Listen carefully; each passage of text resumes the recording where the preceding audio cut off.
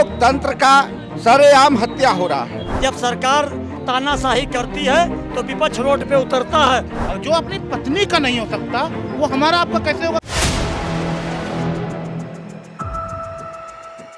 नमस्कार, मैं हूँ हयात अब्बास और आप देख रहे हैं 4 PM न्यूज़ नेटवर्क। लोकसभा चुनाव है और एक तरफ इंडिया गठबंधन, दूसरी तरफ एनडीए। किसकी बनेगी सरकार, क्या है लोगों का मिजाज, लोगों से बात करके जान लेते हैं कि आखिर लोकसभा चुनाव पे क्या मुद्दे होंगे और इंडिया और एनडीए किसके साथ खड़ी है जनता। कैसे देखते हैं 24 का चुनाव कैसे होने वाला है, क्योंकि ईवीएम पर एक तरफ विरोध है, बैलेट पेपर पे जिस तरह से धांधली आई चंडीगढ़ के सामने नजर, कैसे क्या हो पाएगा। देखिए, लोकतंत्र का सरेआम हत्या हो रहा है इस समय।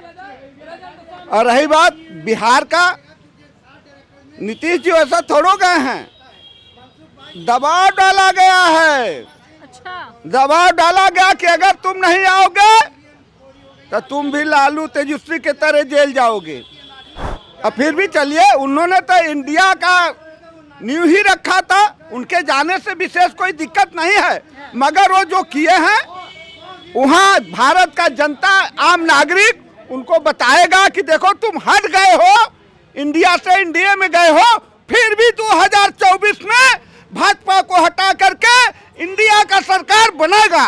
ये मैं दावा के साथ कहता हूँ, इंडिया का सरकार बनेगा, 100% बनेगा।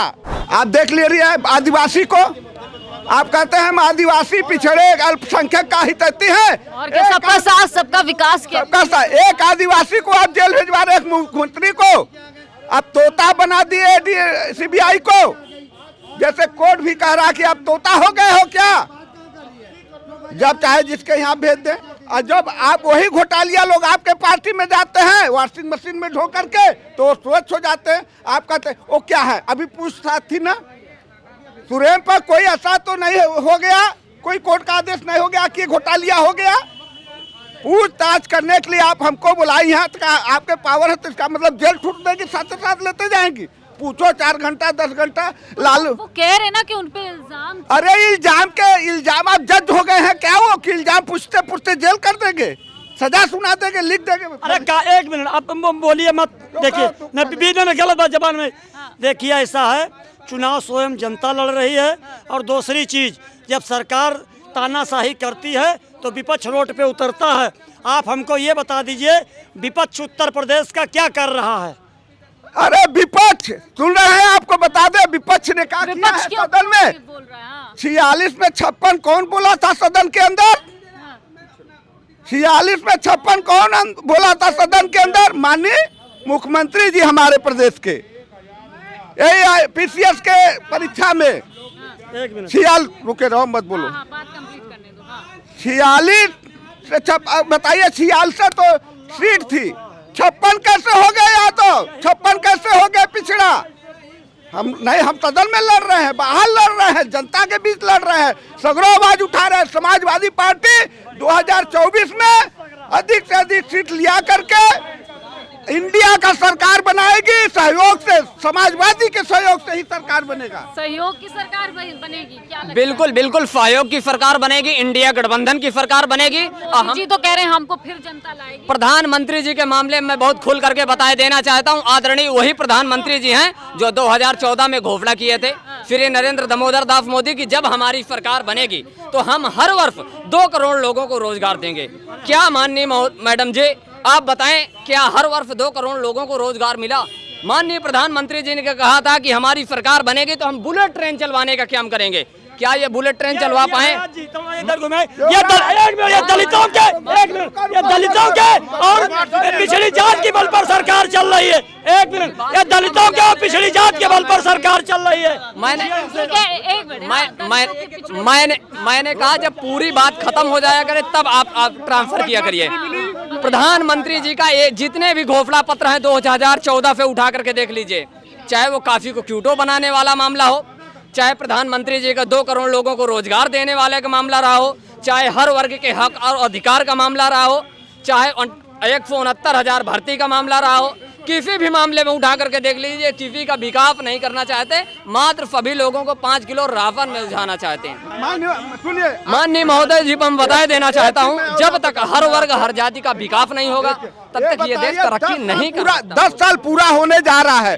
माननीय प्रधानमंत्री जी हमारे भारत के एक चीज बता दे जनता के बीच में आके ईमानदारी से, हम बताते हैं कि एक कल कारखाना कोई ऐसा निर्माण किए हो जिसमें 1000-2000 युवकों को नौकरी दिया जाए। हाँ, ये इसका सवाल है। हाँ, एक मिनट आप जो पुराने कल कारखाने उसको बेचा जा रहा है। जाइए। शौचालय आवास लेकर आ गए। आवास में आप बदाऊ में देख रही थी ना, एक महिला से पूछा गया, बुढ़िया को चाबी दे रहे थे तो पूछे कि बूढ़ा घूस लगा है कि नहीं, कहे नहीं भैया 30,000 ले लिए हमसे। वायरल हुआ है वीडियो, 30,000 ले लिए। अब बैठे हो, इतना स्मार्ट सिटी मोदी जी बना दिया, आप कहाँ हैं? इनका कहने का जो भी तात्पर्य हो, मैं एक पंक्ति कहना चाहूंगा कि चमन को सींचने में कुछ पत्तियां तो झड़ गई होंगी, यही इल्जाम लगता है मुझ पे बेवफाई का। चमन को सींचने में कुछ पत्तियां तो झड़ गई होंगी, यही इल्जाम लगता है, यही इल्जाम लगता है बीजेपी पे बेवफाई का। और जिन्होंने रौद डाला है कलियों को पैरों तले, वही दावा कर रहे हैं चमन की रहनुमाई का। सबसे पहले ये बेवफाई का जो शेर सुनाए हैं, एक महिला वहाँ भी शेर सुना रही है गुजरात में बैठ के। उससे जाके पूछिए उसका आदमी क्यों उससे बेवफाई किया है। जो अपनी महिलाओं का नहीं हो सकता, अपनी बीवी का नहीं हो सकता, वो हमारा गौतम क्या? बुद्ध भी छोड़ के चले गए थे, वहाँ तो बात नहीं उठी, वो भगवान हो गए। ऐसा कुछ नहीं है, मोदी जी एक महापुरुष हैं और मोदी जी के आज पूरा देश उनके नेतृत्व में विकास की चौतरफा गंगा बह रही है। उनके नेतृत्व में चौतरफा गंगा बह रही है। गुजरात की जो महिला है वो महापुरुष महामहिला है, महापुरुष नहीं है मोदी जी। और जो अपनी पत्नी का नहीं हो सकता वो हमारा आपका कैसे होगा, कैसे आप सोच सकते हैं? इसी तरह लोगों के बीच जाकर हम माहौल देखते रहेंगे लोकसभा चुनाव पर, क्या कुछ है लोगों के मुद्दे और क्या कुछ है इस बार मुद्दा रहेगा, क्या है लोगों का मिजाज लोकसभा चुनाव को लेकर। तमाम मुद्दों पर इसी तरह बात करते रहेंगे। कैमरा पर्सन सत्यनारायण के साथ मैं हयात अब्बास, 4PM न्यूज़ नेटवर्क।